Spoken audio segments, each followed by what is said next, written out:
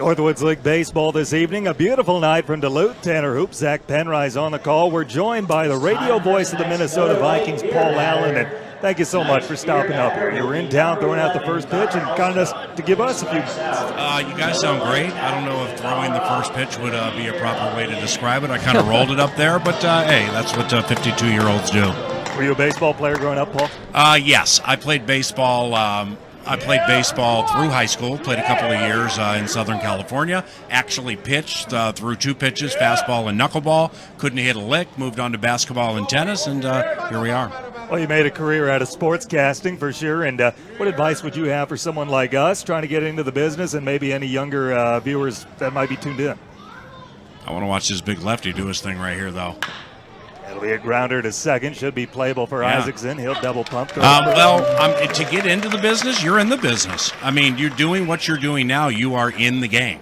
And getting in the game and then being unique while being yourself, you know, those are some things that I tell aspiring broadcasters. You kind of need to outwork the competition. For me, I'm 52, and ever since my mid-20s with racetrack announcing and then radio and then play-by-play for the Vikings, I've just kind of made it my life, and that's kind of what you have to do.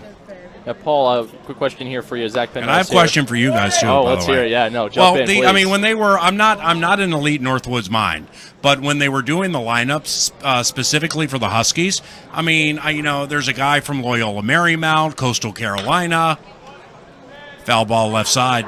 How does the Northwoods League draw players, and what type of players play here, and what do they hope is next? It's built up like a name for itself here. The Northwoods League has. It's basically, there's a lot of great leagues, and when you talk about summer baseball, a lot of people think of Cape Cod and stuff like that. But Northwoods League has built a name for themselves over the last few years, and it's things like this webcast too that make it so recognizable. And guys want to play here. Basically, one of the big drawing cards for them is how many games there are. They play 72 games in 76 days. Didn't Curtis Granderson play in Northwoods League for Mankato, right? Yep. Yeah, he was with the Moondogs. Yep. I think he wasn't? Yeah, so no, they play so many games, and that's why guys want to come here, and they're trying to replicate pro baseball as best they can. They have the wooden bats, and college kids want to get some more work here in the summer. Grounder right back to Newell. He'll turn and fire to first, 2 away. Yeah, so you don't have dreams about professional baseball if you're not coming here. This is the way you get your chance to move on. No, I mean, you're like, I guess to rephrase the question you asked me, it probably would be, what do you do to take the next step? Because you guys are in the game. You guys both sound great. I was behind you for the entire first inning. And, it's not like you're working in some podunk, awful part of the country. So, I mean, you have blessings in front of you. Like you talked about the level of respect for the league. I mean, look at this view you have in front of you now, and you have legitimately good baseball players. So, I never really was big on listening back to my radio or play-by-play work, but, that doesn't mean others shouldn't do it. And I would say just listen back to it and, find areas where you think you can improve and, try to find ways you can stand out. Well, I wanted to ask you about the Minneapolis Miracle call, something that was really special, I know, for a lot of people in this area. I was at the game, and it was a really special moment for me. Yeah.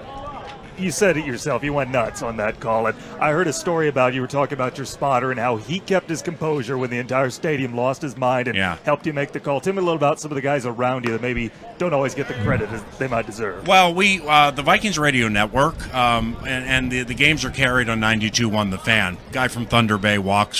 He's on first. 1-0 Thunder Bay.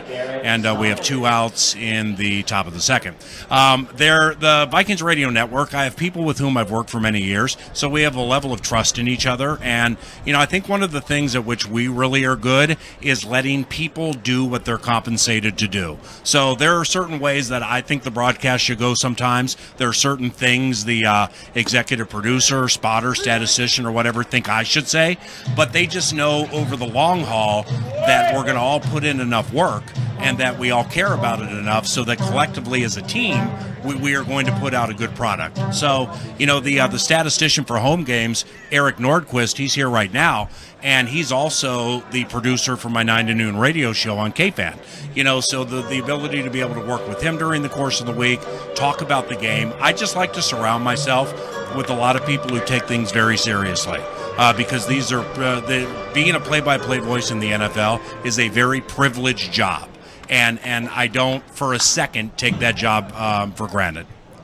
Yeah, Paul, quick question over here. Yeah, what's up, man? You mentioned, there's a lot of different ways that people can get involved with broadcasting and what takes them to their ultimate end goal. Mm-hmm. How did you get the Minnesota Vikings job? And I'm sure that's obviously a very coveted position, and so many positions like that are so hard to get that you mentioned. How did that really come to fruition for you? Well, the entire story would take us until the 7th inning for me to explain. So I'll give you the encapsulated, truncated version.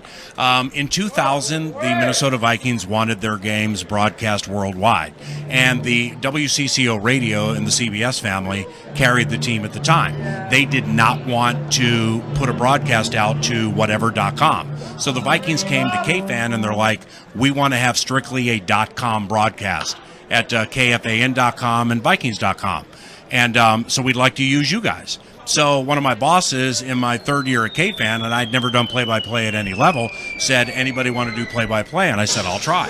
So I did a .com broadcast of 10 of all 16 games, 10 live, 6 off TV, which was a complete disaster at times in terms of making mistakes. So that's kind of how I started. And thus, pickoff, throw to second, safe. Got by him. And Thunder Bay running roughshod on the broadcast right now. So then I had some games on tape. Job opened up in 2001. Went for it. Got beat. Handled it with class. Even though the guy who beat me, I thought I was better than. I still handled it with class. He got fired at the end of the 01 season. I rolled into it in 02, and I've held it ever since. That's pretty much it. Wasn't that exciting? Yeah, I love it. I love it. What's your relationship? Wasn't that exciting? Tell me about your relationship maybe with some of the other Minnesota media professionals that popped over toward first. I'll make the catch and transfer toward You have to go to commercial, the producer says. Hang around for one more. I can't remember this lady's name, but she runs the show. She does a great job. She's in charge. Yeah, this is like the female version of Rune Arledge over here. We'll take a break quick. We'll be back with Paul in the home half of the second half of this. Northwoods League Baseball right here.